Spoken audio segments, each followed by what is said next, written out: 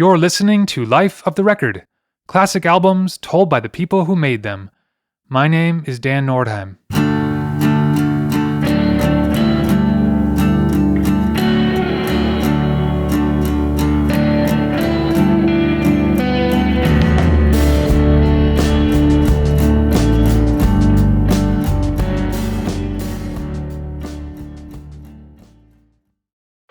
Bowie, Dylan, Marley. You've heard the names and maybe you've heard their songs, but what about the stories behind the records that made titans of music like these so universally loved and important? I'm comedian Josh Adam Myers, host of The 500, and I have always been curious about all the breakups, the partying, the sex, the death, everything that went into making this incredible art.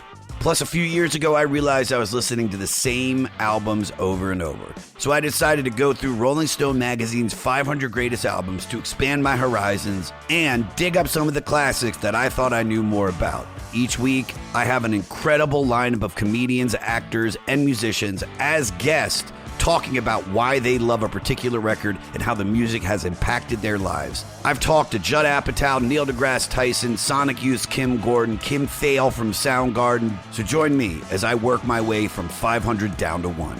New episodes of The 500 come out every Wednesday. Listen now wherever you get your podcasts.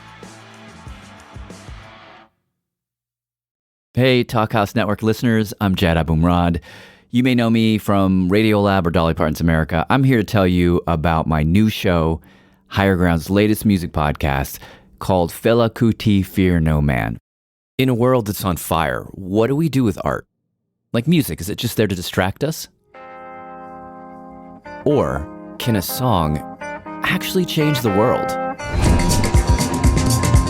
I'm Jad Abumrad. In this series, we dive into the life and the music of Fela Kuti, the fiercest musical warrior that ever was. And I'm not the only one who thinks this. Fela has to be the epicenter. Questlove. The passion, the pain. Jay-Z. The need to get the message out there. Beyonce quoted Fela on one of her albums. He invited me out to this club just outside Lagos. And then there is Paul McCartney, Sir Paul. He tells the story of seeing Fela play. And when this music broke, I ended up just weeping. We'll tell you about his life, ignite a youth movement, dive into hidden archives to find out what does rebellion look like, sound like, when the weapon is not guns, but music. Join us for Fela Kuti, Fear No Man. Listen on Audible or wherever you get your podcasts. The Jesus and Mary Chain formed in East Kilbride, Scotland in 1983 by brothers Jim Reid and William Reid. They had discovered punk rock and each planned to start their own band, but then decided to join together as one band. When their father was made redundant from his job at a factory, he gave them a gift of £300, which they used to buy a Portastudio 4-track machine. By 1984, they had recruited Douglas Hart on bass and Murray Dalglish on drums, and were sending around a demo tape to try and get gigs. Their tape was passed on to Bobby Gillespie, who loved it and connected them with Alan McGee of Creation Records. After seeing them live, McGee signed them to a deal, and they released their first single, Upside Down, in 1984. The single, along with their notorious live performances, generated a lot of interest, and they ended up signing a record deal with Blanco y Negro, a subsidiary of Warner. At this point, Bobby Gillespie replaced Murray Dalglish on drums, and they released their next single, Never Understand, in early 1985. Their full-length album, Psychocandy, was eventually released in late 1985. In this episode, for the 40th anniversary, Jim Reid and William Reid reflect on how the album came together. This is the making of Psychocandy.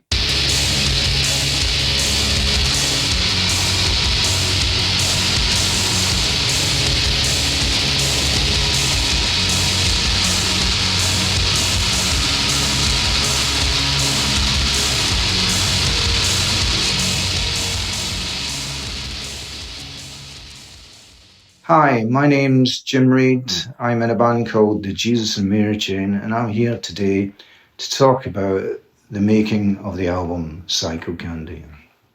I think it's to do with the fact that we planned this for so long. We didn't call it Psychocandy and we didn't call the band the Mary Chain, but we talked about this perfect band for so long, and why don't people make records like? And then we'd go on to describe what was going to become Psychocandy. But me and William used to sit up all night just talking about not just music. We'd be saying things like, we'd have watched a film on TV that night, like some really weird shit that, like your mum and dad would go, oh, this is a terrible film, don't watch that, I've seen that before, and I couldn't make a head nor tail of it. And we'd be like, oh, this sounds good. So we'd sit and watch something and it'd end up being like If by Lindsay Anderson. And we'd be sitting there thinking, fucking, why don't people make films like that? And then we'd start describing the film that we would make. And then it would be things like books. You'd be thinking, right, a book.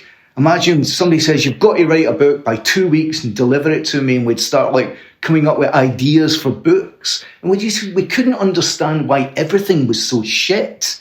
Music was shit. The NME, you look at the cover of the NME and it's got Kid Creole and the fucking coconuts on the cover. And we're going like, what's going on? Why is everything so fucking bad?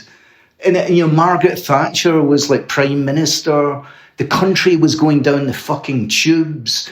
Everything was bad. And we thought, well, we could try and fix it bit by bit. We were very naive at the time. We actually thought that if you made a great record, it could start a revolution of kinds, you know what I mean? A cultural revolution, like people might start dressing differently. They might start making music that's similar to yours and get all of that other crap off the radio. It was hopelessly naive, but that's what we were thinking at the time. We were thinking that everything was dreadful and that we were the antidote to that.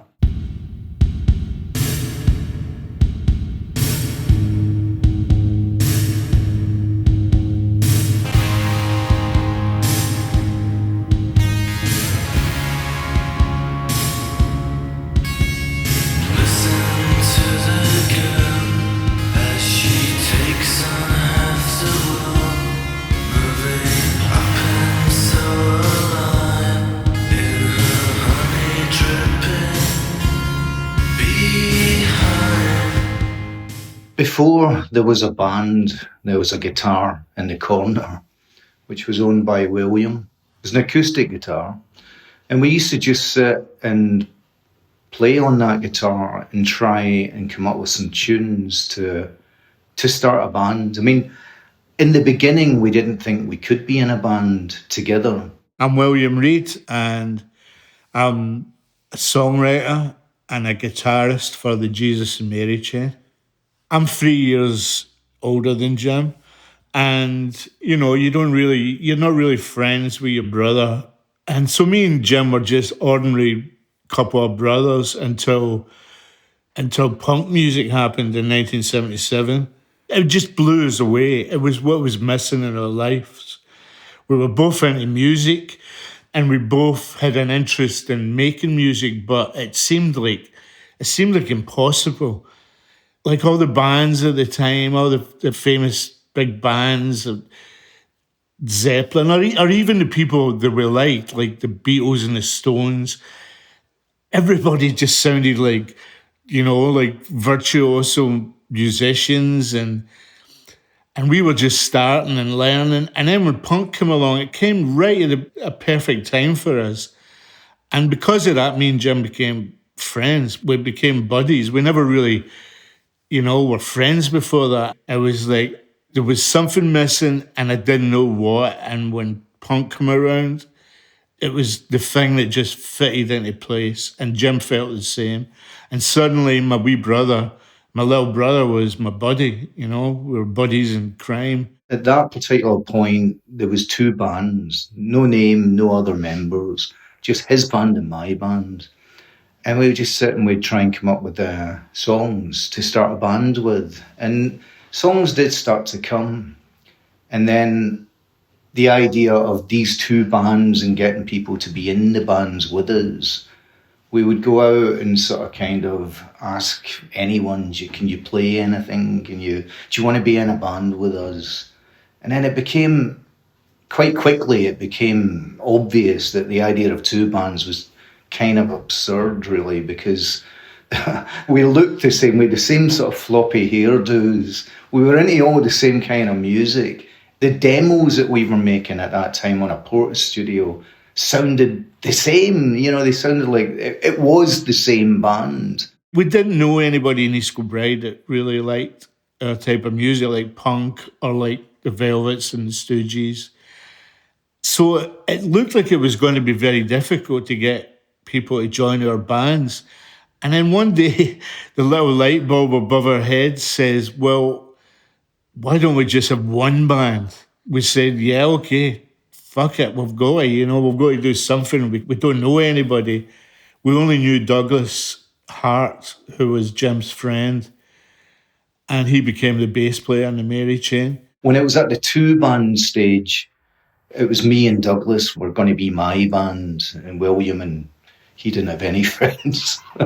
So, no, he had a couple of mates that didn't want to join. But so, Douglas, it was me and Douglas had sort of kind of an idea of doing a band at one point as well. And there were a few other characters that drifted in and out. But as soon as we decided to pool our resources, that was it. That was the beginning, the real beginning of the band that would become the Mary Chain. So that was it. We became a band because it was not just expedient, but it was just right, and it felt right. The songs he was writing, the songs I was writing, the way he wanted to record them, it was just the same band. We were almost in the same mind musically. So that's what happened, and punk really was the engine that drove us.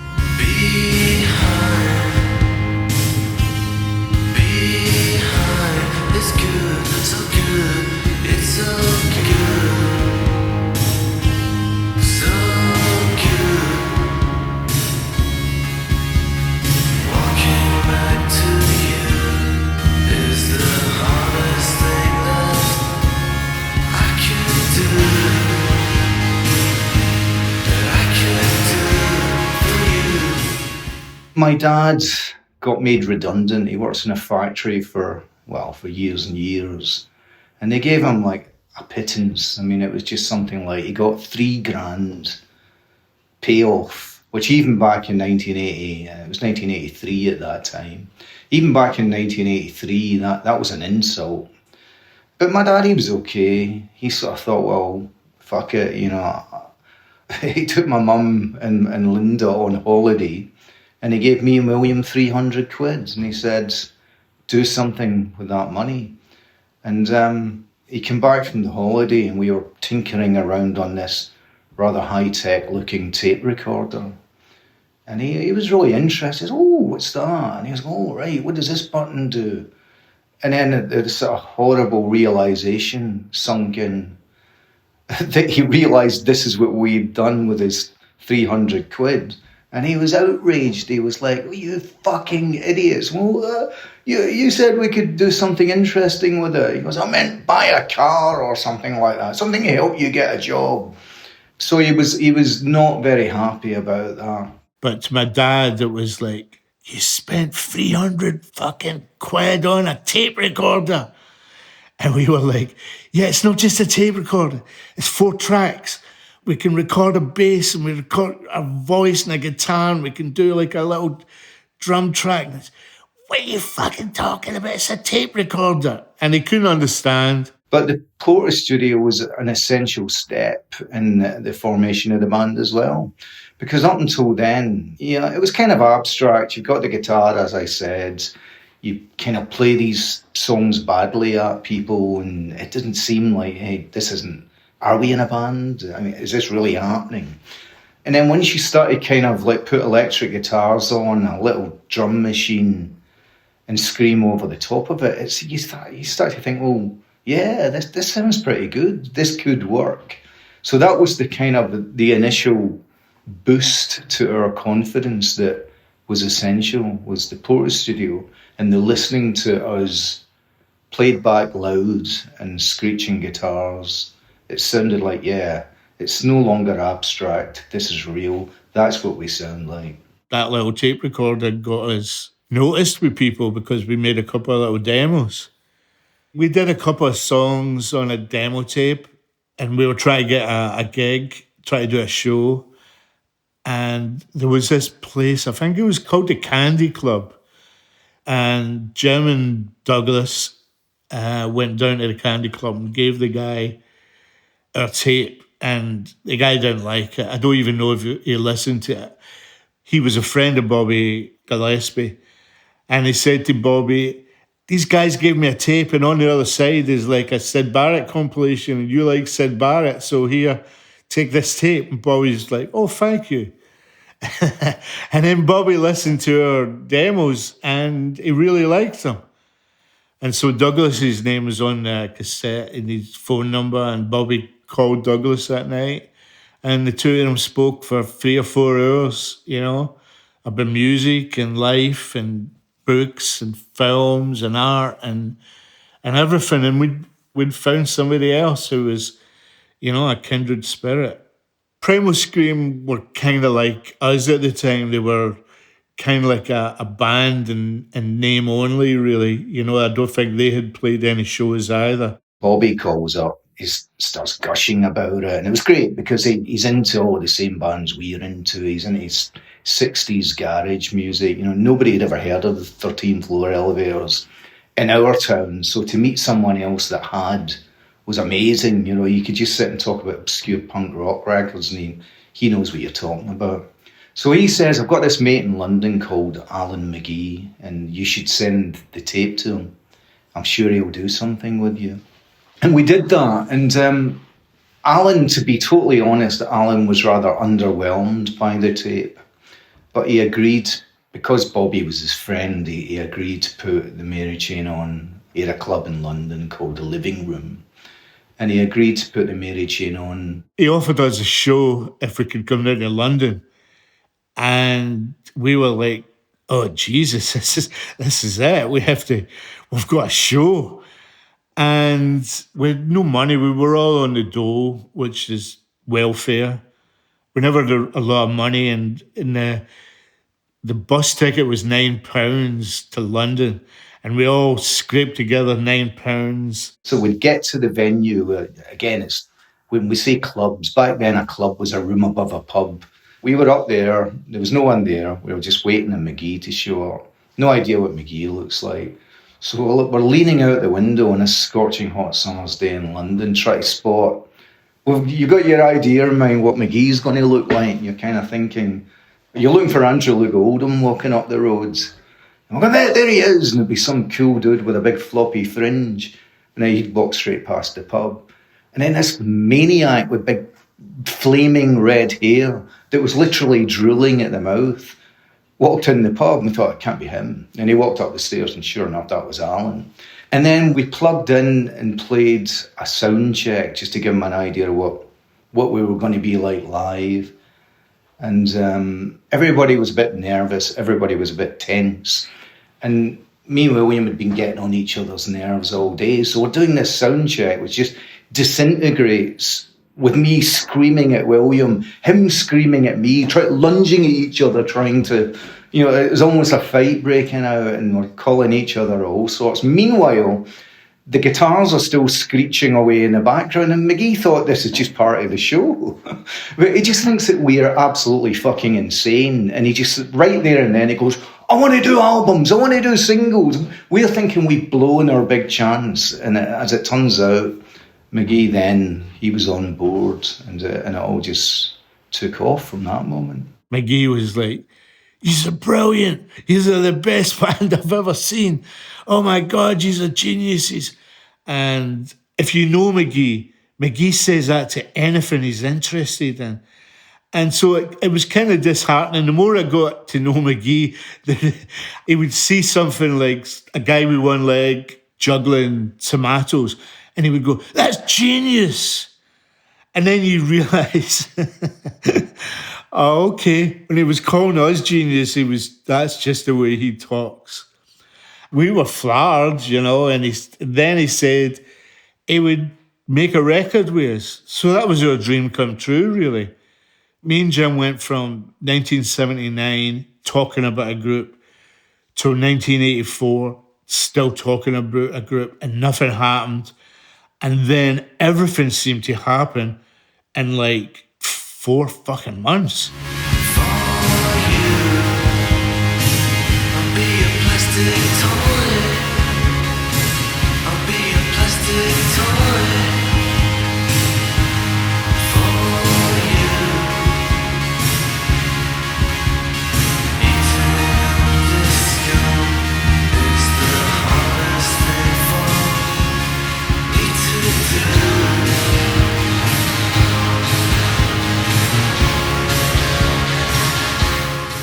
So he invited us down to make a record, and we came down to London and we made our first record, Upside Down. All we could afford to do was a single, or all McGee could afford to. Creation Records was literally Alan sort of folding up paper record covers and put them into boxes in a spare bedroom at his flat in Tottenham. So he could afford to do a single, and that's what we did. And we booked into a studio. It was called Alaska Studios in London. And we could only afford to go in at night. So we got in about midnight and we recorded 3 songs. And I think it was a bit of speed going on round about that session, which was a big mistake because we've recorded the tracks and playing them back. And we're thinking, fuck, it sounds great. We're listening to them on the tannoy speakers that are about the size of a car, you know? And it sounds immense. It sounds like, you know, this is exactly how we want to sound. So we went away with our little cassette tape and the master tapes. The next morning, we're sitting back at McGee's, put it on a tape machine, and it sounds terrible. It sounds like Dire Straits or something like that. I think, fuck, how did that happen? So we sent William and McGee, went back into to remix it. And there was too many. The classic thing, too many cooks spoiling the broth. So the two of them went in. We said, put it through the ghetto blaster. Don't even get those tannoys involved. Just mix it through the ghetto blaster. And that's what they did. And if it sounds good on that, it sounds good. So they kind of just whacked up all the feedback, put up all the guitars, just drums, you know, put a few effects on the drums, and it sounded like what it ended up sounding like. Me and Jim still didn't like it, to be honest. It wasn't our favourite. But everybody else loved it. Our friends loved it. Our parents hated it. And so we went with it. We released it in October, I think it was, of that year. It was a little hit. It was a little indie hit. That's how it started. We had Murray Dalglish was our drummer at this point, and he's a nice guy, Murray, but he was about 5 years younger than the rest of us. And at that age, you know, I was like probably 22 at this time, and he just seemed that bit sort of younger. He was into slightly different music from us. I mean, he was more into goth music than we had been at the time. He kind of didn't fit. He was too young. His record collection didn't match ours. And so from day one, I guess Murray's days were numbered. And then it just got to that point where I can't remember whether we fired him or whether he left. But I remember just after the second run of London shows at McGee's place again, I think he just said, I'm not coming back. You know, I've had it with this. And we were like, okay. And so we thought, we've got a drum machine, Murray. Don't worry about it. And we kind of entertained the idea of playing with a drum machine. We kind of fancied that idea, actually. But then Bobby said, well, I can do it. I said, can you play? And he goes, no. And we were like, okay, we'll give you a try anyway. He stood up. He said, I can't play the whole kit, but I could do the tom-tom and snare, Maureen Tucker style. And we said, well, let's give it a go. And he was like a machine, you know. It just sounded, 2 drums, it sounded so powerful. And again, it just felt like you could feel that the last part was falling into place. From having a life of nothing to suddenly you're in Germany playing in front of people and you're starving, but you don't care because you're young. You can put up with these hardships when you're young. McGee was a good con man. And he managed to get 2 guys from 2 reporters from one from the NME and one from the Sounds magazine to come and see us, which was great. And we played the show and we kind of forgot about it. We went on this 10-day tour of Germany and kind of forgot that we did this show. Douglas called his mother and she says, you're in the music papers. And we were like, what? And she says, you're in the music papers. The sound's in the NME. And Douglas says, well, what did it say? And she goes, I don't know. I never go to them. And he said, go and buy them. Tell us what. And we never found out what was going on. So we just thought, we'll get back and we'll see. And then we get back in London and we went to buy the music papers. And the NME said we were the best thing since the Sex Pistols. And the Sound says we were the worst group that they'd ever seen. So that was kind of amazing. And I remember not being able to sleep that night. I remember like lying on the floor. We were all sleeping on the floor in McGee's house. And I remember just not being able to sleep because I was just so excited. I couldn't believe that we were written about in the music. It was just, even though one of them had said we were the worst group, we didn't care. We were just noticed. We were just seen. And then there was a few sort of incidents at some of our shows. It became the thing that you turn up at a Mary Chain show looking for trouble. I don't know how it all came about.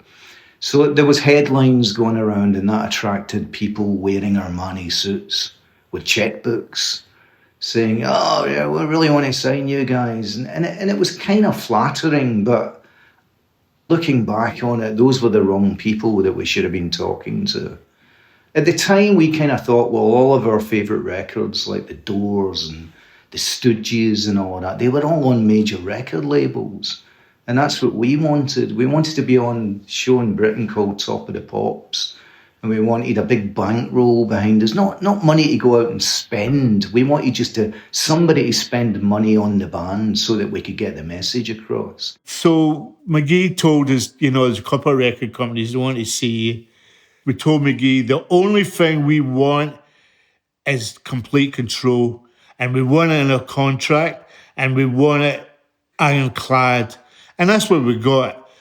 We decided we were going to go with Warner Brothers because even though they were a big, scary record company, they were going to let us have complete control. When we were going to sign with Warner's, we were actually going to sign with Jeff Travis's Blanco y Negro label, which was on Warner's. It was really good for us because it was a buffer. There was a buffer zone. It was almost like an indie label on a major. And we had in our contract that they couldn't remix our records. They couldn't make us use a producer. And we knew that if they didn't like our records, they would just bury them in. They would release them and just, whatever. But we were just adamant that whatever the record was going to be released was going to be the one that we recorded. So that's what we did. And we put out a single, Never Understand. I think it was in February. And then the rest of the year we took recording Psychocandy. Everybody said the next single was going to be Never Understand, which we agreed. We thought, well, that sounds pretty good.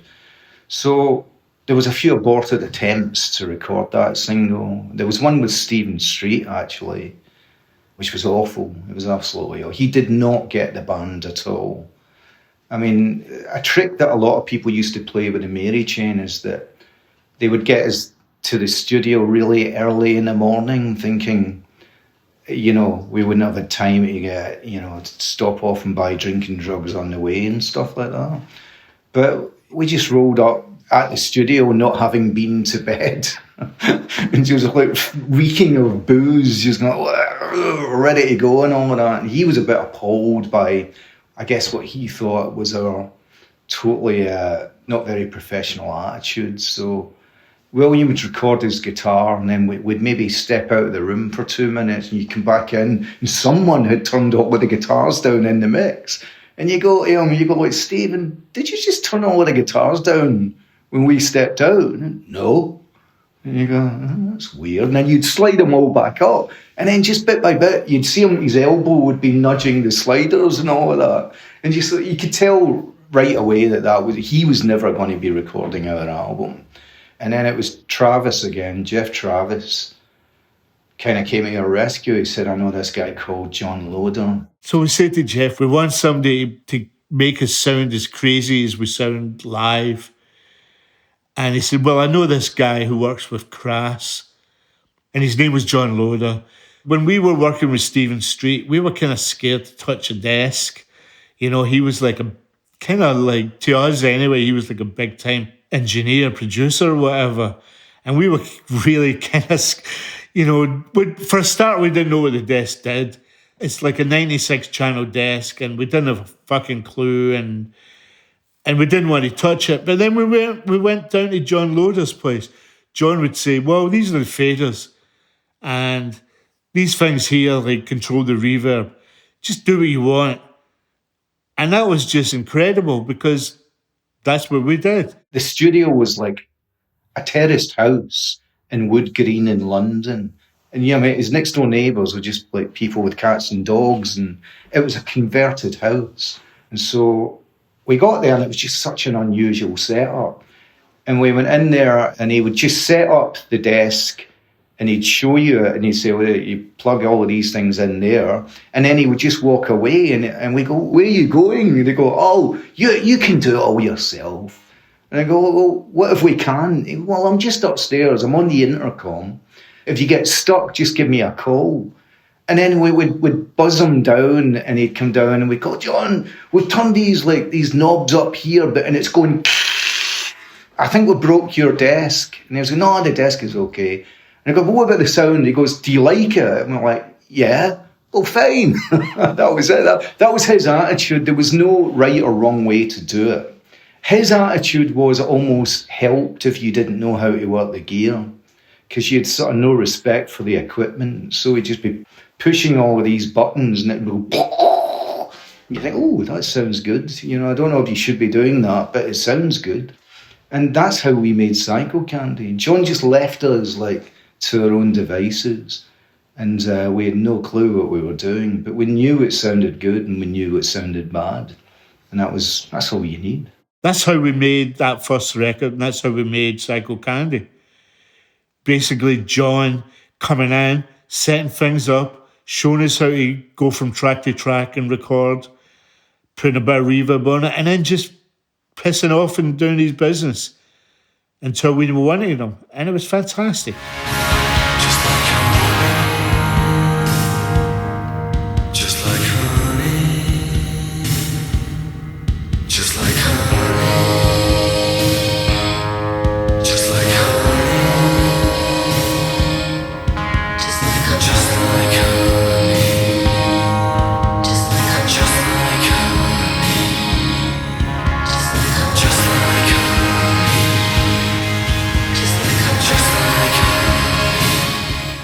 Well, I wrote Just Like Honey, and I wrote it sometime early in 84. Well, for a start, it was called Just Like Alice at first. And I didn't like that because it sounded too much like Alice in Wonderland, like Alice Takes a Trip and stuff. And so I was singing Just Like Alice, and it didn't sound right. It just didn't sound right. And I was saying to Jim, what girl's name could we... And he's going, I don't know, Carol? I'm just like Carol. And it's like, no. And it's like, this went on for a couple of months. And I had this song that I really liked. And Jim liked it. And it was the Just Like song. It was like Just Like. And we were saying, let's do the Just Like song at John Peel. And I would say, yeah, but we don't have a real title yet. And it's like Jim saying, well, it'll happen, it'll come. We'll just go and record it and see what happens. And that's what we did. We went and recorded it, and then Jim had to go and do the vocals. And me and Jim went away. We sat in a corner, and we were just going, Susan, Caroline, Heather. And then I think one of you said Cindy, and that sounded like the best, Just Like Cindy. And I remember saying, oh, that sounds cool, just like Cindy, just like Cindy. And it was like, no, it still doesn't sound right. And then I just said, honey, just like honey, just like honey. And Jim would say, well, doesn't Van Morrison sing Just Like Honey from a bee? And I was like, yeah, but it's totally different. It's like totally different. I don't think anybody's going to notice. I don't think it matters. And we've got 5 minutes. We've got to go and record this fucking vocal. So that was it. We decided, Just Like Honey. We went, did it. We went and recorded the vocal, and that was it. Just Like Honey. Not just like Alice, Susan, Claire, whatever. Every girl's name in the world was the name of that song. Just Like Honey, we knew there was going to be that part at the end. I mean, I was never going to be singing that part. So, and we asked, at the time, we asked Karen and my girlfriend Laurence at the time that I was going out with, and they each recorded a part. And to be totally honest with you, Laurence didn't really quite make it. She gets credit on the record, but I don't think she's actually on that record. Jim's girlfriend Laurence, or she's a French girl, Laurence is how you say it, but we called her Laurence because we are, unsophisticated Scotsmen. But anyway, Jim's girlfriend Laurence came down to the studio to do the backing vocals, Just Like Honey, and she couldn't do it, and she was all self-conscious, and she couldn't do it. So I got my girlfriend Rona down, and she was the same, all self-conscious and, not a real singer, and couldn't do it and couldn't project, and it was just not very good. And then we were all through the girlfriends, and then we asked, Bobby's girlfriend, Karen, was coming down to London. And so we said, do you think Karen could do that backing vocal? And Bobby asked her, and she came down to the studio, and she sang Just Like Honey, Just Like Honey, about 20 times. We took one perfect Just Like Honey, sampled it, and that's one Just Like Honey just repeating over and over and over again. Nobody knows that because samplers weren't a big thing then. And especially like rock bands didn't use samplers. So like people, if I would have said to anybody, my friends, oh, that's a sampler, they would have said, what the fuck's a sampler? But anyway, that was Karen Parker, Bobby Gillespie's girlfriend. We were huge fans of as you say, the Hal Blaine and the Wrecking Crew. I didn't even know about the Wrecking Crew in those days.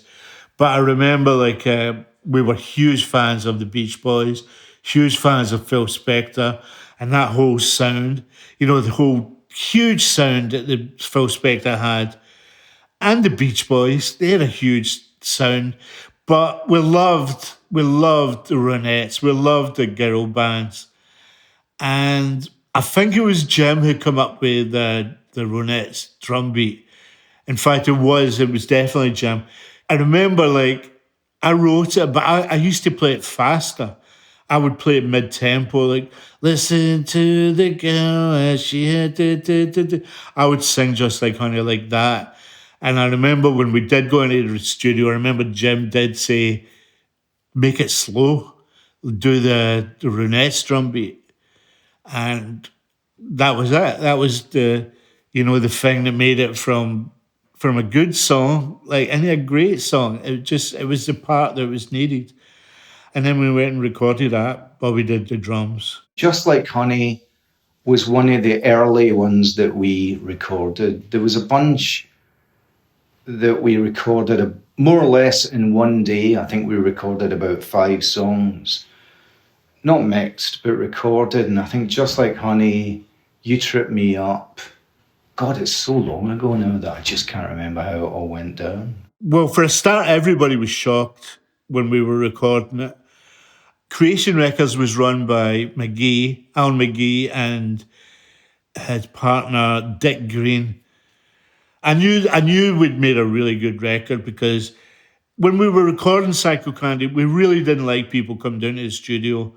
People would come down, Dick and Alan would come down, and maybe another couple of people from Creation would come down. And we didn't like it, to be honest. We just liked to be left alone, and we didn't like to be disrupted. But every now and again, somebody would come down. And Dick Green come down when we just finished Just Like Honey. And I remember we played it to him, and he was just his reaction was just unbelievable. It was kind of slightly insulting as well, because it was saying basically, I never thought you guys could make a record like this. It's so good. I can't believe this record you just made. Oh my God. And he phoned Alan and go, Alan, you've got to come down to the studio. This song I've just made, it's a hit record. And we were like, what? And it wasn't a hit record. It was definitely never going to be a hit record in the 80s. You know, it was in a good, fair world, it might have been, but not in the 1980s. But anyway, Alan came down and he listened to it and he was like, oh my God, this is like a hit record. And we were going, it's not a hit record. This, you know, like these sort of songs never be a hit. Anyway, everybody loved it. And when we were sequencing the album, you know, me and Jim was saying, well, everybody was really shocked when they heard this. Why do we make this the very first song? Because it shocks people. Because what they're expecting is feedback. What they're expecting is, you know, an angsty vocal or whatever. But they're not going to expect this.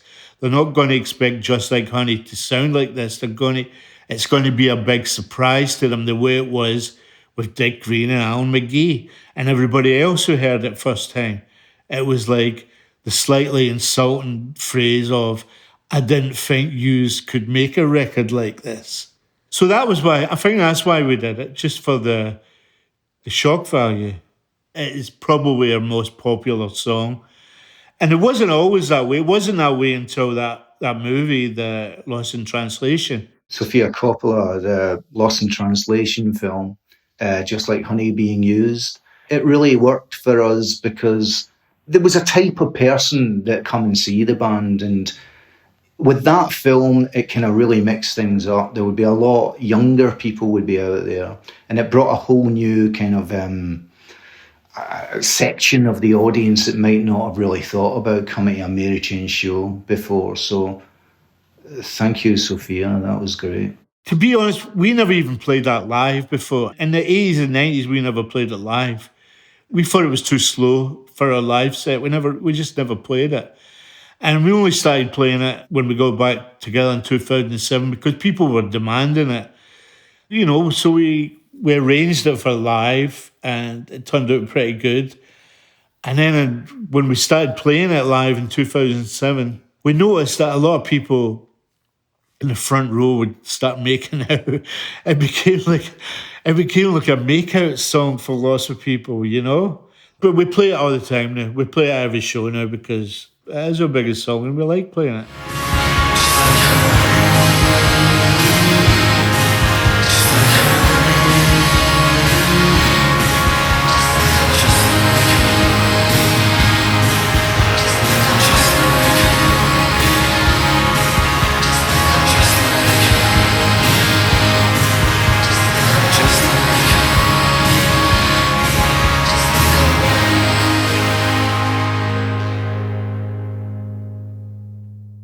To us, it was all one package. I mean, we didn't have to talk about it. It's not like we all looked at each other and went, Douglas, motorbike boots, right? You know, like William, you know, those big funny creeper shoes, you know. We didn't do that. It was so obvious. It was like the band operated with a kind of telepathic communication back then. It's like you didn't need to tell anybody that guitar's too quiet. We were almost like one being. You know, it was almost like an elevated spirit. We were kind of making decisions all at the same time, you know, and it all just seemed to click. There was something kind of supernatural. I know it sounds bullshit, but I tell you, it's like we were all a shared mind. We all thought the same things. We all liked the same things. We all dressed the same way without discussing it. The record covers, we did all of that. You know, we decided what the record covers ought to look like. We used to drive video directors mental because directing films was something we were very interested in, but we didn't have the confidence to tell people. We didn't know how to technically do it. So there would be a guy called the director. And so we'd just be standing there directing this director, and he would go mental. You know, this guy called Tim Broad, he was a lovely guy, but we used to drive him up the wall because he would go to edit the videos and we'd all show up. And he'd go, what are you doing here? And going, well, it's our fucking video. What are you doing here? And we'd start telling him physically every single edit that needed to happen. And he'd be going like, look, there's a $5, just go to the pub across the road. And we go, no way. We'd be driving these people mental, telling, if this has got the Mary chain written on it, we are deciding how everything goes. If it was going out as the Mary chain, we wanted to do it all.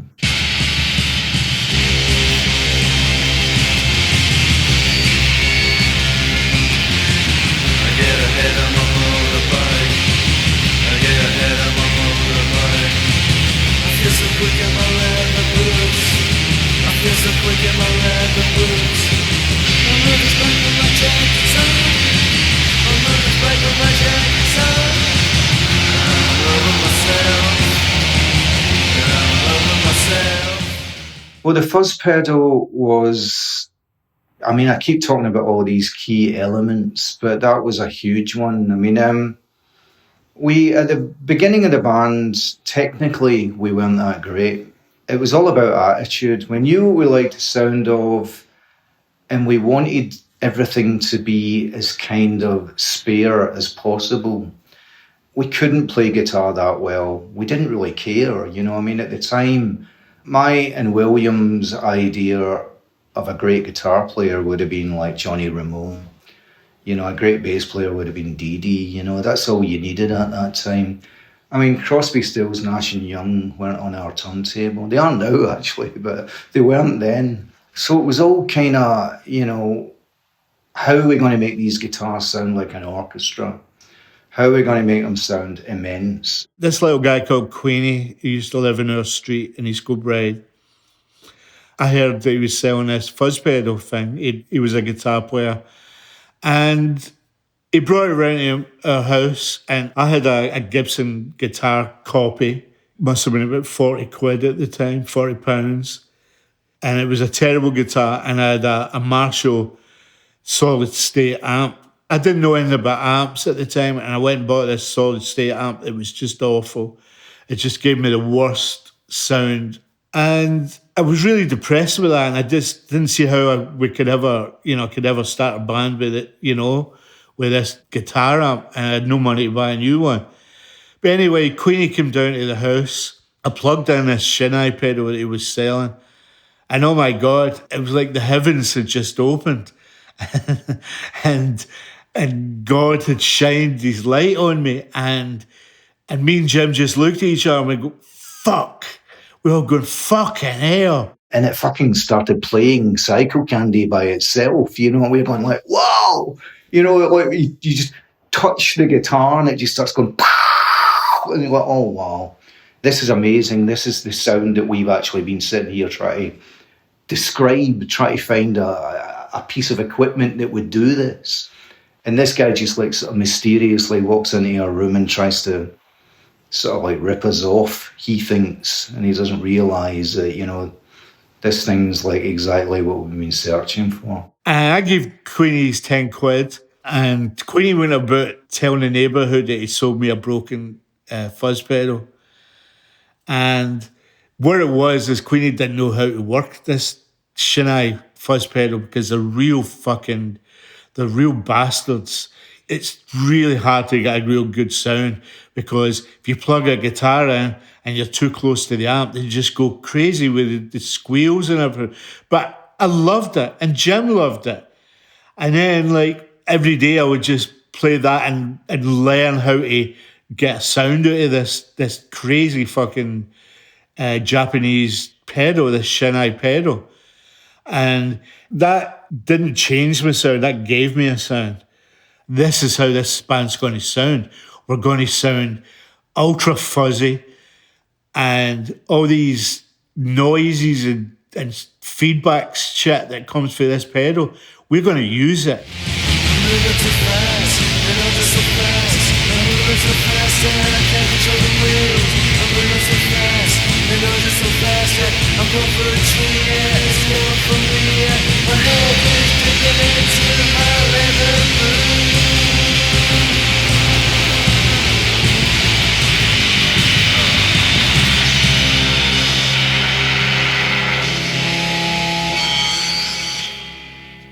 the living end. What I remember about it is Jim playing the bass, I think. Douglas was our bass player, but I don't want to put him down, but he was not the greatest bass, but he would admit that as well. When we made the record, anybody could come up with an idea. Like John Loder, for instance, once came up and said, why don't you use this as a snare drum? I forget what it was, but it was the side of a bucket or something.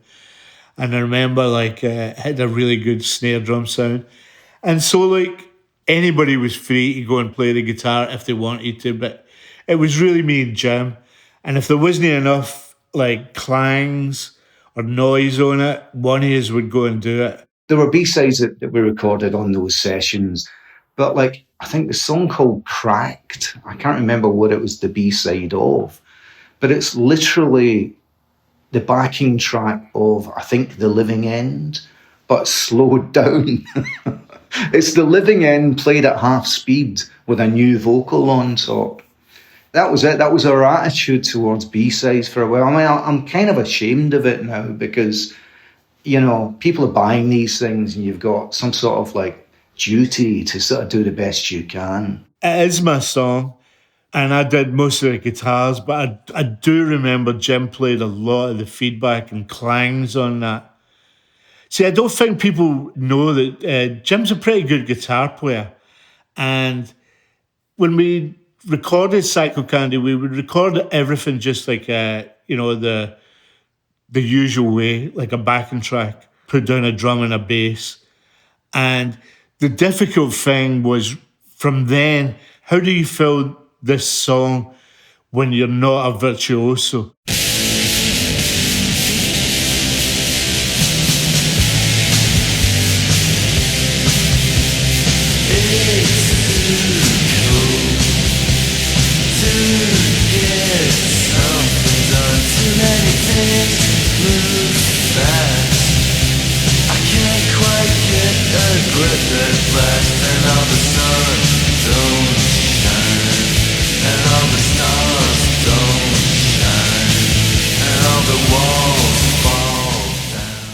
I do remember that. I remember we DI'd the guitar straight into the desk for that one. And we'd done that because I had made a demo of it with my Portastudio. And I remember one of the things the Portastudio taught me about was DI'ing, with putting guitar straight into the thing where you got a huge sound without any space. Because if you don't put reverb in it, it's I don't know if you've ever seen 9 Inch Nails live, but I feel like I did a whole tour with them actually, and I know what they do, and that's what they do, and that's why if you go to see 9 Inch Nails, the guitars hit you right in the fucking face, because there's nothing in between them. It's they don't, a lot of the time they DI the guitars, which that's what we done with Taste of Floor. I remember this was 1976, 77, and I had a guitar and I could hardly play it, and it used to just depress me listening to the Stones or whatever, great musicians, the Eagles, Frampton Comes Alive, and it would just be oh, this is great, but I could never do this. And then when I heard the Ramones, I was like, what the fuck? This is just beautiful. This is amazing. But this sounds like something I can do, This is bar chord stuff. I know how to play a bar chord.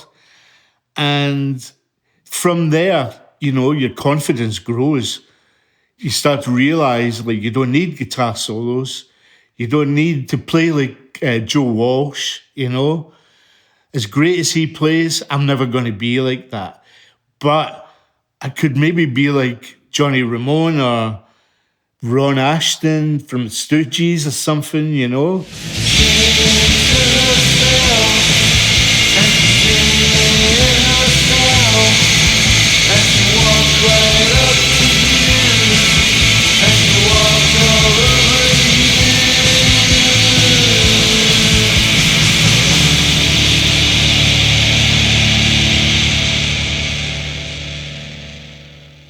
We were very much into 60s pop bands at the time, but also 60s garage bands. And we kind of thought, wouldn't it be great if somebody just mixed up the two? If somebody took the key elements of both of those musical genres and made them into one band. We thought, well, and at the time it was like we were into bands like Neu and Can and Einstürzende Neubauten. And we thought, well, imagine Neubauten like doing a Shangri-La's song or something like that. And we thought, oh, well, we could do that. We could do something like that. We could make it the Supremes or the Shangri-La's, but with the Velvet Underground as the backing band. And that's kind of what was going through our mind at the time. I mean, I always thought that the Velvet Underground were like that. I always thought that Lou was really into Motown. If you listen to a lot of, and girl bands, like 60s girl bands, if you listen to a lot of the bass lines on the Velvets and the melodies, they're not that far off a lot of Motown stuff. I mean, Just My Imagination is like, could have been a Velvet Underground song. I never thought that this day would ever come. When your words and your touch just let me know. And it's plain to see that it's dead. The things was in blood, and it's cold, stony dead. The Hardest Walk. I can't talk about the writing of it, but I can talk about the recording of it. I just remember, I think it was one of the early ones that we recorded. I think it was recorded around about the same time as You Trip Me Up and Just Like Honey on that first day. I actually do. I remember actually playing the guitar. I'd went years where I was playing guitar and it was just the bar chords really, because I wasn't recording. And then when you start to record, you realise there's parts of it that maybe need something, a lift or whatever. And I think what my job especially was making up little guitar riffs and making up little lead parts. And my biggest heroes when it came to the simplest guitar but the best guitar parts was Peter Hook and Bernard Sumner and Joy Division and New Order. I mean, they wrote the best fucking bass and guitar hooks ever. And they're so simple, just so simple, like down, down, down, down, down, down, down, down, down, down. That's Bernard Sumner. And I just thought to myself, well, that's what I'm going to do. I can't play like Eric Clapton or Jimi Hendrix, but I can play like Bernard Sumner. I can write interesting things with 3 or 4 notes. So, that's what happened in The Hardest Walk. I did the guitar solo there.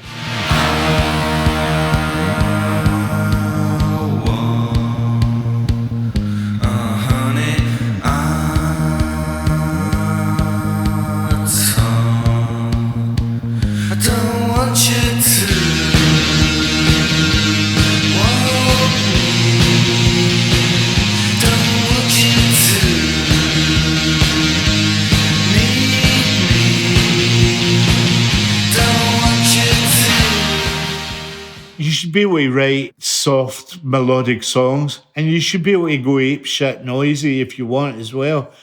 It was something that the best bands did.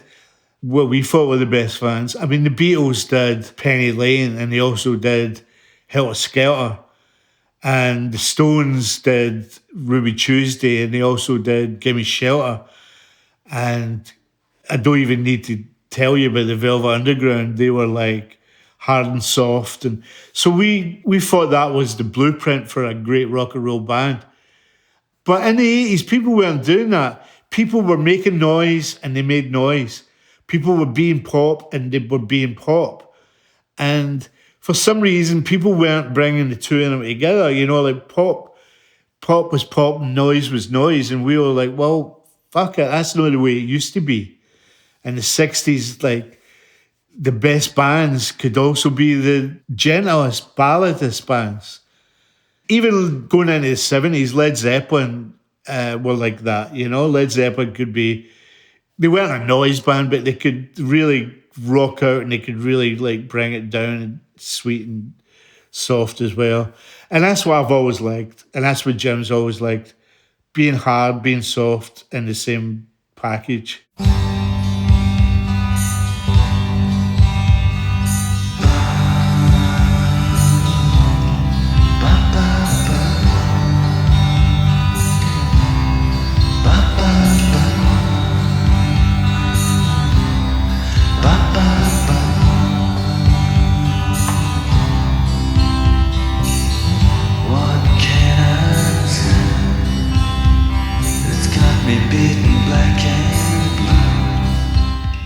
I remember writing songs. I remember writing Cut Dead, but again, it was very much, I mean, I suppose it will be no surprise to people to learn that we were big fans of the Velvet Underground. So we were listening to a lot.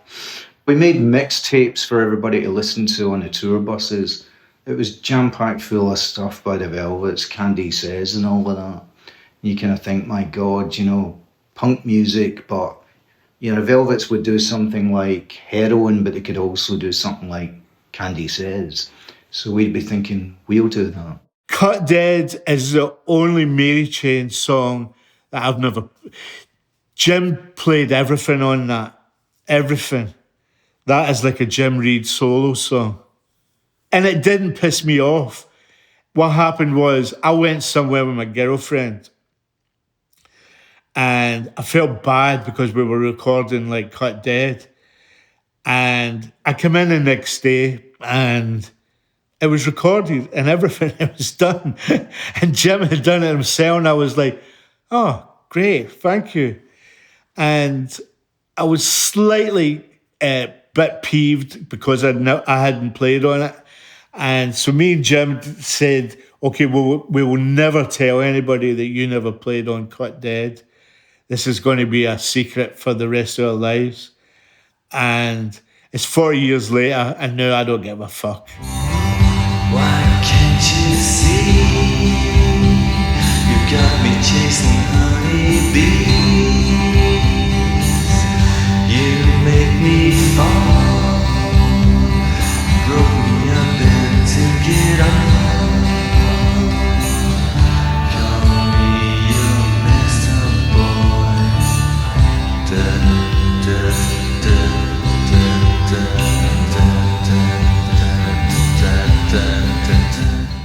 William wrote songs and I wrote songs. The fact of the matter is, he's much more prolific than I am. But we wrote songs separately. And, you know, everybody thinks we write songs together. We don't. And we've written songs like, tends to be B-sides that were unfinished and that we finished them together in the studio. But when we make an album, we come to we each bring songs into the studio and record the ones that we think are the best. I was listening to the songs Jim was writing. I was impressed. And he was listening to the songs that I was writing. And he was impressed. And we were like, I trusted Jim. I trusted Jim's taste. And if I wrote a song and Jim said it was really good, I knew that Jim wasn't just saying that. And vice versa. So I think our confidence came from each other, really. And if you don't have confidence in yourself, I don't think you're going to really get anywhere in the music business, you know? It will destroy you if you don't have confidence, because it will, if you don't have confidence in the way you look, they will give you an image. They will tell you how to look. If you don't have confidence in the way your band sounds, they will give you a sound. It'll sound like Duran Duran or whoever's famous that week, you know, whoever's number one. If you don't have confidence, they'll step in and shape you. So I think your confidence was probably just natural because we were cocky little bastards as well.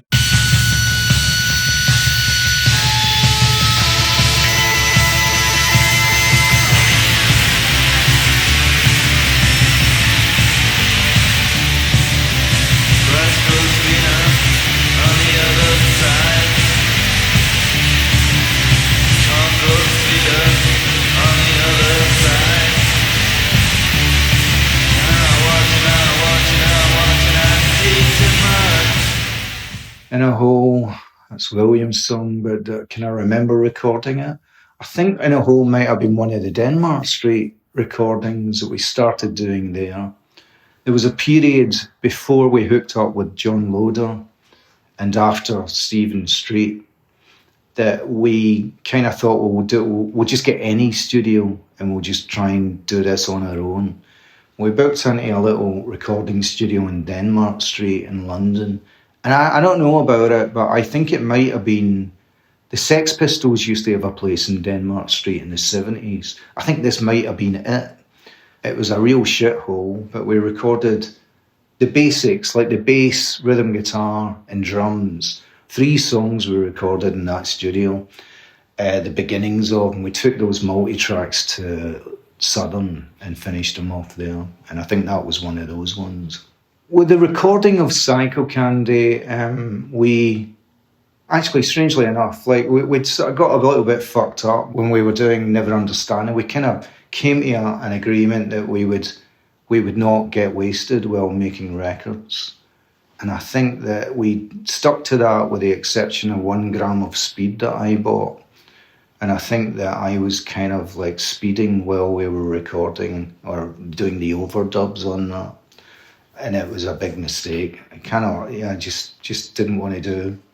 Wanted to go out and go to a club. Didn't want to be in this little fucking dungeon making a record.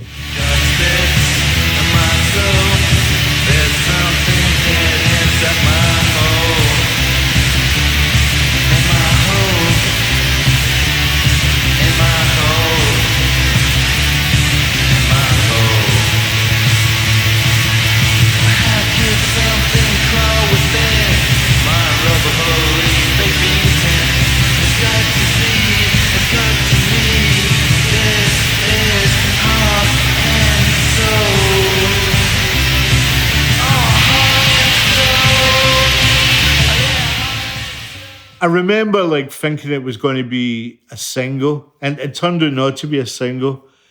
But when we did the album, we weren't going to do any B-sides. It was all going to be the best songs we had at the time. We weren't going to keep any songs for the future for singles or whatever. Everything was going into this fucking album. And that's what we did. You know, no B-sides, no fillers. All our best songs, which happened to be all of our songs, you know. As soon as Psychocandy was finished, it was like, oh, fuck. Now we have to write songs for that. That's the way it is in the music business. That's the way it is. Every time you finish an album, there's that, oh, fuck. Now I have to write songs again. But that's what happened. All our songs get used up for that album. 14 of them. I mean, at the time when we were making the records, we wanted it to be that if you were going to choose a single, you were going to struggle to tell which one couldn't be. We wanted it to play as a best of, if you know what I mean. That nothing was a waste of time or space on that record. And every single song that we put on, I mean, people may disagree, but at the time we felt as if every recording in its own way perfectly represented the band at that moment in time. Crack of dawn, city's moving on, talking silly to everyone, till she's had her fun. She and me, we twist the sun and sea, still she's talking to everyone.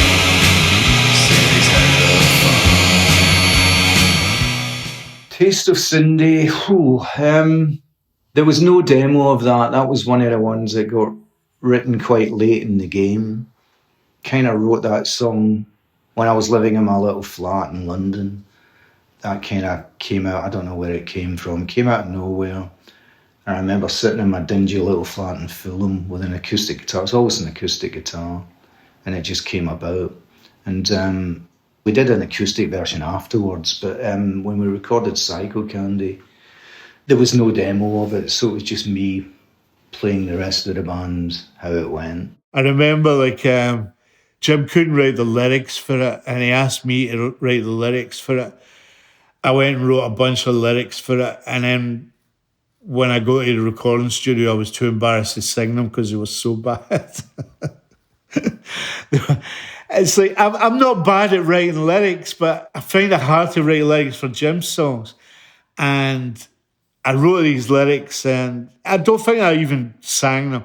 I sat down with Jim and I said, well, he goes, did you finish those lyrics for my song? I said, yes. He goes, okay, sing them for me. And no, I did. I started singing them, and I was like, I think the shit, I don't want to go. And he goes, oh, okay, well, I think I wrote some lyrics anyway. And I said, will you sing your lyrics? And he sang his. And I said, no, yours is 10 times better than me. And I tried, but you looked right through me. Laugh to my head when you touch so sweetly. Laugh in my head when I think of singing. Laugh in my head, it's a taste of singing.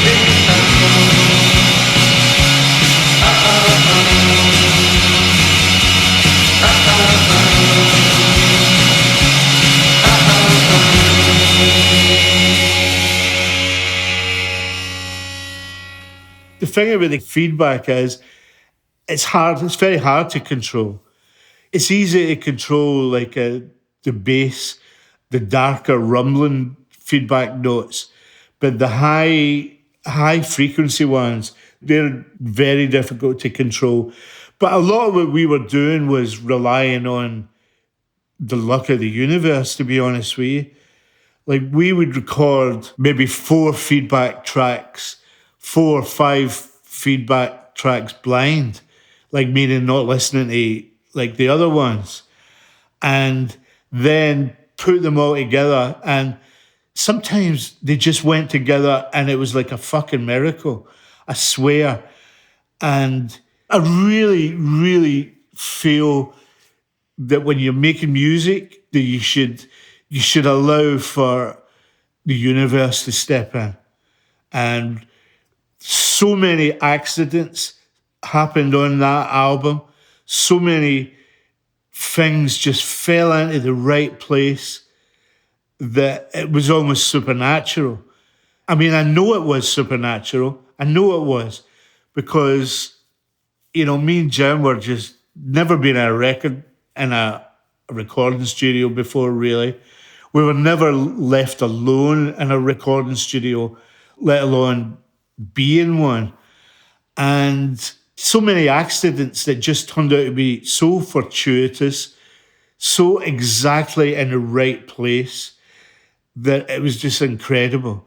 It was like I should have been praying to God every fucking night when I went home.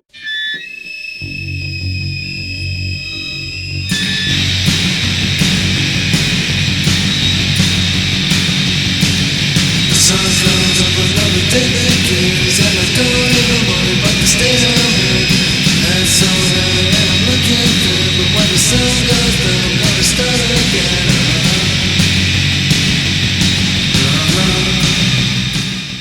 I mean, never understand. I remember that I wanted to write a song, a punk song that sounded like Generation X.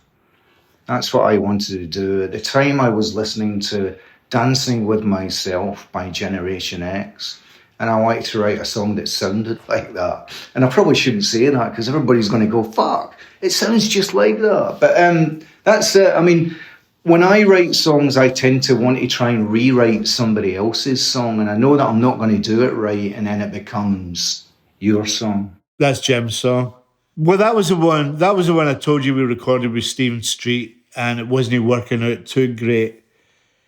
And we're a band, and we've got 40 years of making records, and when we go into a studio, engineers kind of know us, or if they don't know us, then they just need to go on Spotify and find out. Do you know what I mean? But Stephen Street didn't really know a lot about us. We'd only made one single. And he was a nice guy, but he didn't really understand our music, really. And I don't blame him for not being on top of things. Do you know what I mean? I don't blame anybody, because people didn't know who the fuck we were. But yeah, that was Jim's song. We recorded it with Stephen Street, and it just sounded too glossy, too normal rock and roll, you know. And that's me screaming at the end of Never Understand. That's not Jim. That's me. So I'm singing on that, kind of.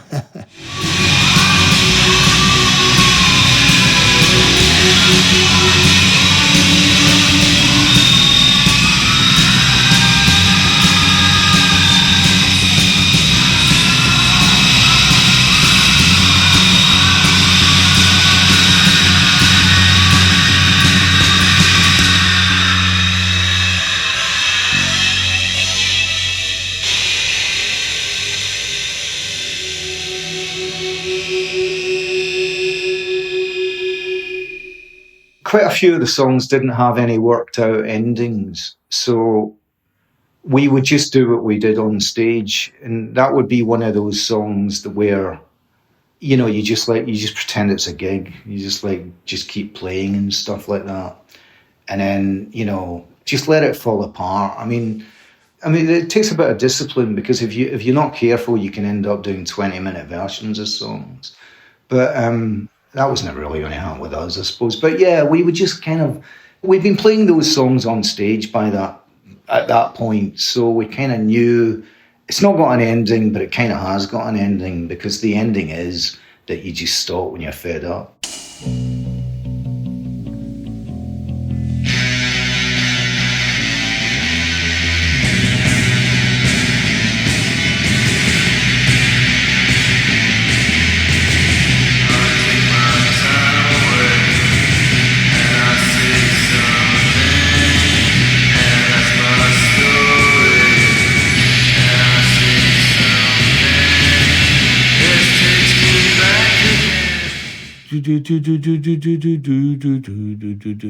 I'm trying to remember the song. Inside Me, that was my song. I've always loved minimalism and music. When I first heard Joy Division and New Order, I knew exactly what they were doing. Less meant more. And I kind of think that was the same as like the Beach Boys and Phil Spector. I feel like there was virtuosity, but it was in service to the song, and there wasn't anybody showing off to like what was her name, Carol Kane, who was the bass player for the Wrecking Crew. I feel like all those people were in service to the song, and I think that's what I was doing as well. And I think if we would have got an accomplished guitar player in the Mary Chain, I think we would have sounded terrible. I really do.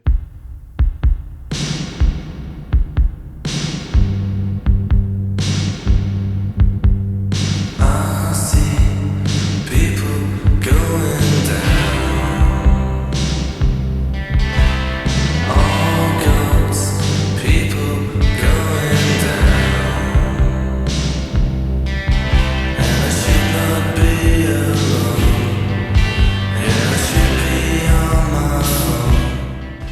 That also had the drum beat of the Ronettes drum beat, or the Phil Spector drum beat, or Hal Blaine drum beat, or whatever.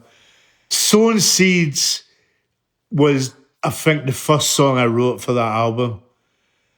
And I think I wrote Sowing Seeds 2 years before it, and I made a demo. And yeah, that was the first song written for Psychocandy. I wrote that before Jim wrote any of his songs, before we really had an actual vision, you know? William was he used to record versions of the songs on the Portastudio that were quite intricate. I mean, he was always a better musician than I was, but I used to get really frustrated if I couldn't play something, you know, that I heard in my head. I would just get angry and make something loud, sort of big electronic racket, and that would just do the job. William, persevered a bit more than I did. And I remember he made a demo of Sowing Seeds. It's got loads of like really intricate guitar parts and all of that. It was the first song I wrote that was in the style, I think, of the Mary Chain. Jim has never been as prolific as me. I think when Jim writes a song, it takes him a long time, and for every 5 songs Jim writes, I can write 20 songs. It doesn't mean they're all good. It just means that I sit more with my guitar and write songs. But yeah, I was writing songs and I wasn't pleased with them. I wasn't happy with them. And I was thinking, well, this will never fly. This is not going to... And then I wrote Sowing Seeds, and I thought, fuck yes, this is what my group's going to sing. This is... And I played it to Jim, and he said, yeah, that's really good. Your group's going to sound really good if this is the songs you write for them. And I'm saying, well, your group will be good when you write songs as well. Because remember, there was going to be 2 bands. I'm sowing seeds.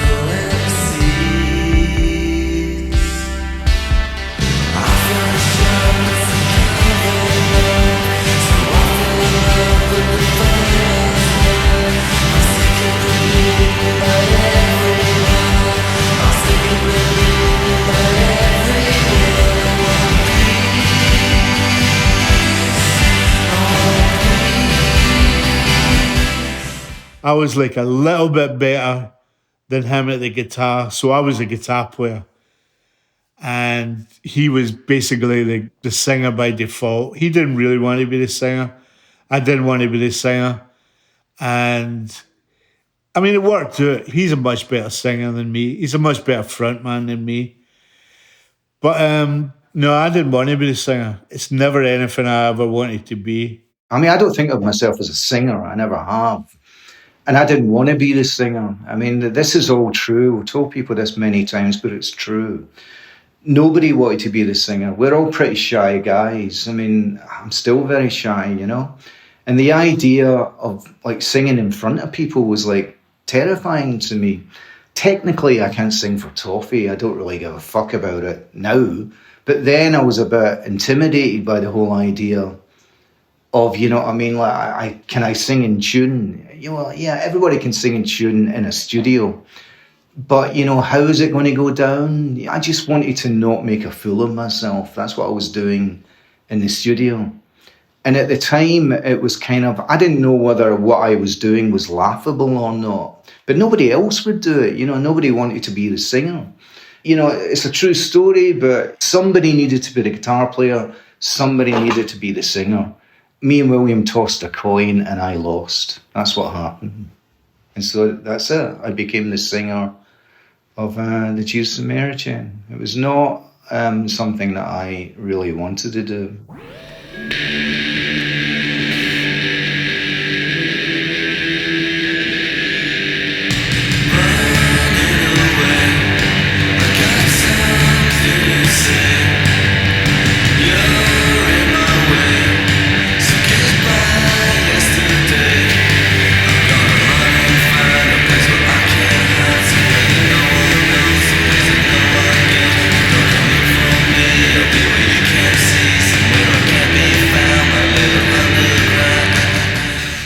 Well, I wrote that song the day after we've talked a lot about this acid trip through the years, that we met up with Bobby and all of the guys from Primals came to East Kilbride, and me, William and Douglas, took acid. There was this old derelict factory that me and Douglas used to go to trip, and we all went down there and we took loads of acid, and it was William's first trip.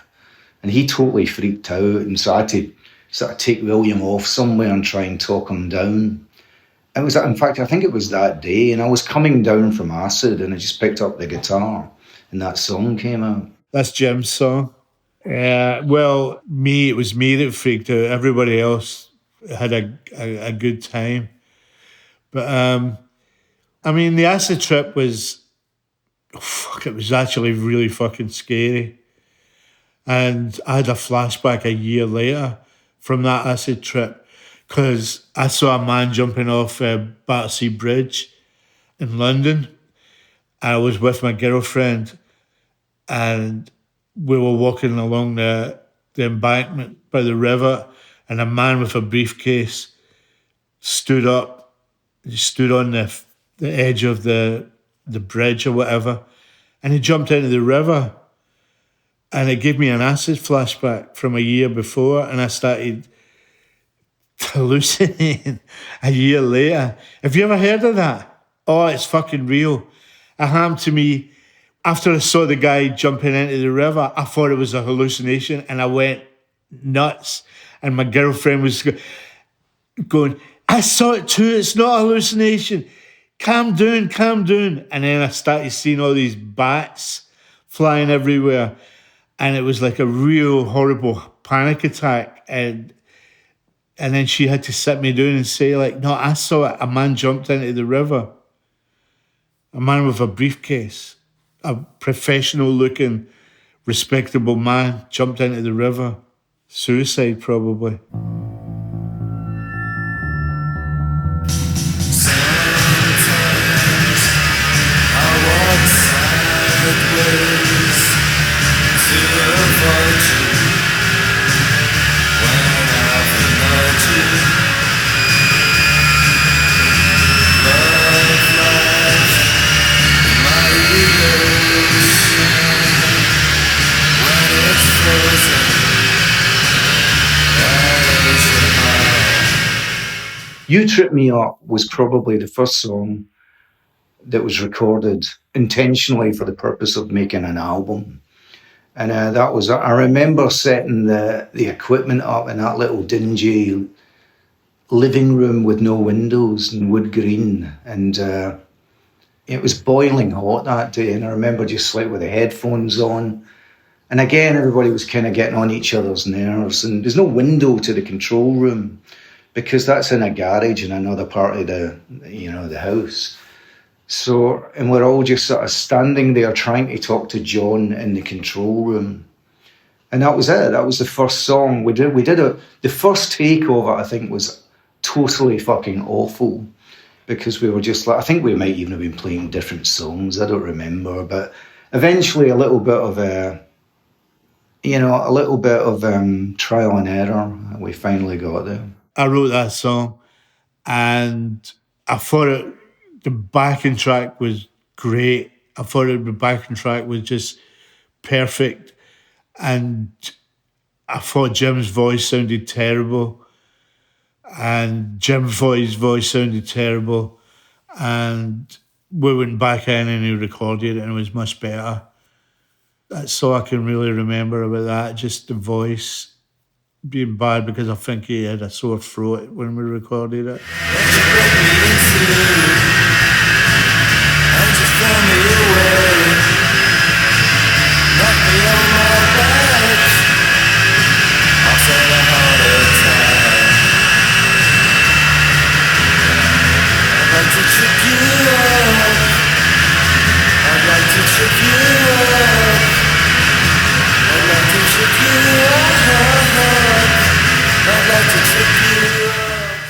The Gretsch guitar, the Fender Twin Reverb, and the fuzz Shinai is the perfect combination for Psychocandy, I think.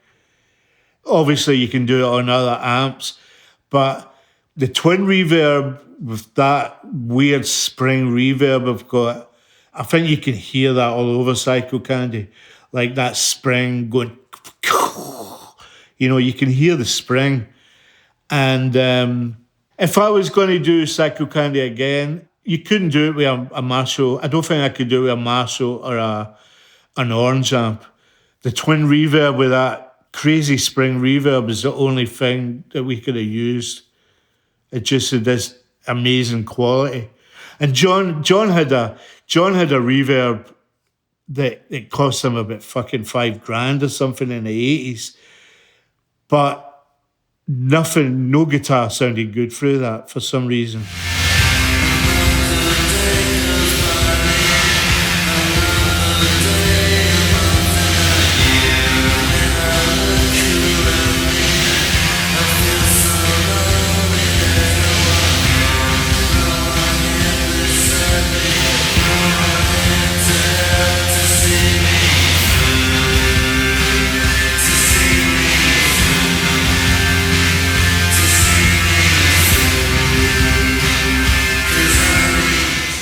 Something's Wrong. I can't remember Something's Wrong in recording it. I remember recording the demo of it more than I do on the Portastudio. That was one of those songs that I made up while recording I had a couple of ideas for songs.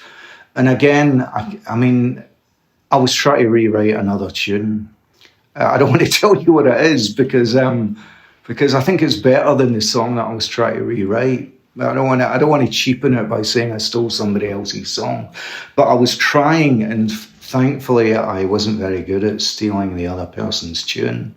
And Something's Wrong came out of it. I remember just sitting up in the bedroom and trying to figure out. I had the words and the tune and the little drum machine thing going on, but I had no idea what instruments to put on it. I'm not a musician. I was not now, and I certainly wasn't then.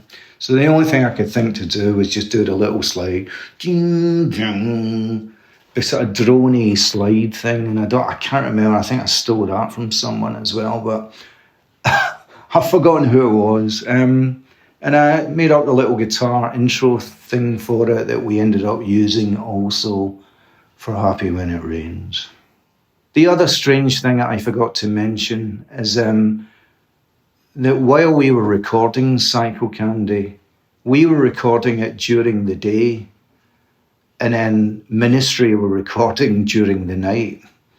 So Al Jorgensen would be sitting, we'd get in the morning, he'd been up all night with big lines of speed on the control desk. And it's crazy because we had to bring the desk down. Each of the bands had to just bring all the sliders and reset the desk. Whether you had a mix there that you wanted to go back to or not, fuck it. You got to get it done by the end of the day. And if you don't, John's going to come in and slide everything down in time for Ministry at like midnight. Ministry at midnight, that's like a song title.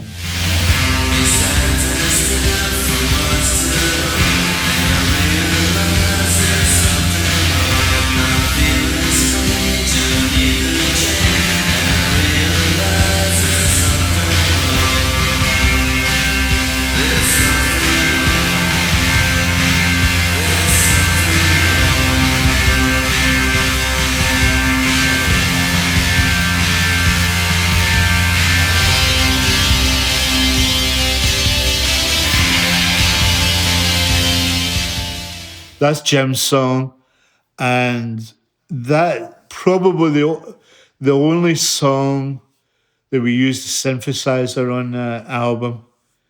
When we were recording Psychocandy during the day, Ministry were recording at night time. Did you know that? Did Jim tell you that? Yeah, it was crazy. So we would come in about midday, and Al Jorgensen was just finishing his night shift, and we'd say hi and he'd say hi, bye and stuff. But Al did tell us that we could use any sequencers or synthesizers that we wanted to. And so when we were doing Something's Wrong, we used one of his synthesizers on that.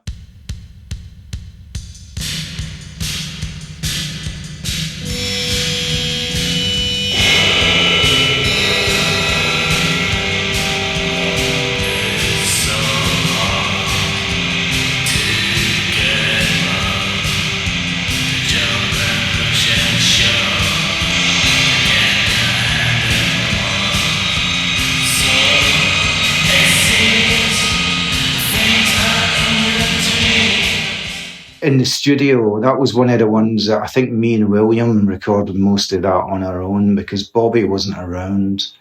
We recorded just a drum machine, and we wanted it to be kind of mechanical anyway, so that kind of worked out. And it was just there was a lot of experimentation going on, and I think that it was just me and William in the studio. John was upstairs doing his thing, and we were just fucking around trying to break his equipment. Well, that's the only one where I sing. That's me singing it, and it's my song as well. And I wish I would have let Jim sing that one. I mean, I'm not really a singer, and it's okay, but I'm not that keen on my voice. I wish I would have let him sing it. I think if we could go back, that's about the only major change I would make. Let Jim sing It's So Hard.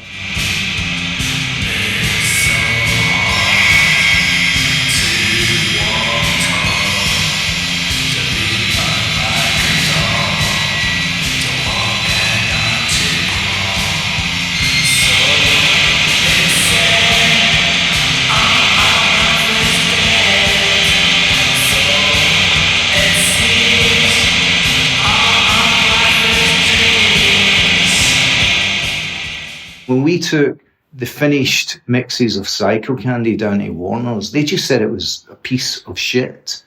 They said, these are the demos, when are you going to make the record? And we're going, look, you don't get it. This is the record, and there won't be another one. This is it. And we'd heard all sorts of horror stories about bands that get tied up in legal situations that mean that they can't go forward and they can't go back. They can't release the record and they can't go to another record company. And we'd heard stories about record companies that just completely remixed the multi-tracks. So we had to play it very, very, very carefully. And we kind of did, and it was always like we'd go in and we'd sit with Rob Dickens, who was running Warner's at the time. And I remember saying to him, look, this is a record we have to get out of our system. Just let us put this record out and we'll see. We'll take it. After that, we'll see what happens next. And he said, okay. And every record we made, it was the same deal. We thought, look, just, this is it. Just let us put this one out and we'll make your big radio-friendly record after this. And then, it just went on and on and on like that. And eventually they just stopped caring on any level. So they didn't care what we sounded like. They would just say, right, give us your record. They'd stick it out and they would do absolutely no promo whatsoever for it. It was just a terrible relationship, artistic and business-wise. It didn't work on any level. I think when we were cutting it and we were playing it back, I think we really did feel that if we died today, this record would be like our masterpiece or whatever. There was one thing that scared me, and I remember went up to Warner's one time and there was somebody at Warner's had said, I don't remember this guy's name, but it was at some meeting, and he says, maybe you should get a producer, and that scared the shit out of me. So when we were presenting the record to Warner's, I don't think they were really that pleased with it, to be honest.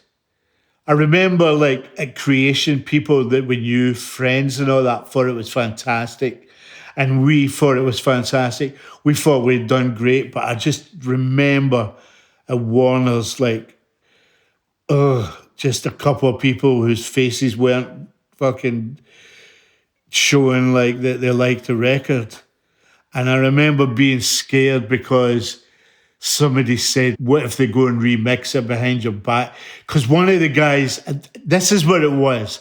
I remember we had a meeting and one of the guys at Warner says, it's such a shame that you've made a record full of pop songs and wasted them with wasted them with the production. Something like that. And I remember thinking, oh my God, does this fucker think that this is a hit record, but the only thing stopping it being a hit is the production? And I remember saying to Jeff Travis, Jeff, if Warner's think this is terrible, can we refuse to release it? And he said, no. And I said, can they make us go and reproduce it with our producer? And he said, no. And I took him at his word, and he didn't lie, because Warner's didn't like it. And I think the consensus was that we had a bunch of pop songs and ruined them. Until the record was released to the press, and the press were unanimous that it was a great album. But I think we were on the verge of being kicked off Warner's. We felt really very good about the end result. I mean, at the time, we thought we couldn't have done a better job. We felt very confident about it, and we really did think that we did what we set out to achieve. I mean, listening to it back now, I mean, it's a different thing now, because when you make a record, it's like a photograph. You change, the photograph stays the same. Well, it's the same with the record. You look back on it now, it's a bit like looking at an old photo album, like, I don't know, like when you're wearing funny clothes that you wouldn't wear now. I love the record because I remember why we made that record, but we wouldn't or couldn't make it now because we're just different people now. But at the time, we felt like, Christ, this is it. We've tried to do this, and there were a few false starts where we were working with people that just did not get it and were not going to help us to get where we wanted to get. But we got there in the end, and this is it. This is our idea of a perfect record, and we felt very, very confident about it. And we're still talking about it all these years later, so job done, really. It was so obviously a really good album that I only ever really read one bad review of it, And even then, I think it was a personal thing.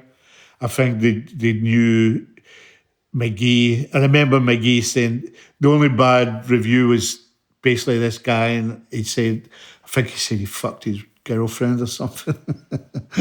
Something like that, something scandalous. But I don't remember seeing any fucking bad reviews of it. And you can't wish for anything better than that, really. That you released an album and everybody says it's great. You can't get any better than that. Around about the time when the record came out, there was there'd been a lot of negative press. There'd been so-called riot gigs. And it felt a bit like the music press were out to get the Mary Chain. It's like, our time was up. We'd done a couple of singles that everybody loved, but it kind of almost been decided by someone. The knives were sharpened. We're going to get these guys now. They've gotten too big for their boots. I think a lot of those journalists that were coming to see the band live weren't hearing that there was actually a great album being played live, because it probably didn't come across at that time, because live it was very chaotic, it was very, very noisy, and there was loads of violence. So I suspect a lot of those sort of the people that were coming up with the negative stuff in the music press were like sort of hiding up at the back by the bar when all of that was going on and weren't really listening. So when the album came out, there was a kind of almost like, we wanted to finish these guys off, but we cannot. The record is good and we can't deny it. You know what I mean? It was sort of a begrudging, oh, fuck, okay, it's a great record. But there was a feeling that, had it not been such a great record, they would have gone, sort of sticking the boot in. So I definitely feel as if the people had decided that our time was up, but the record being the record it was kind of kept us going.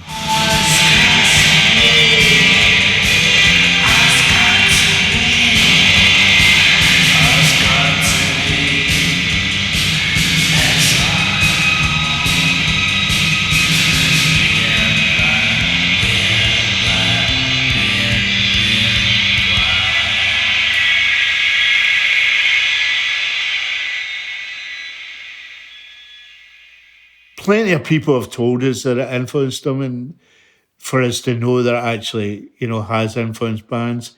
And so it should be.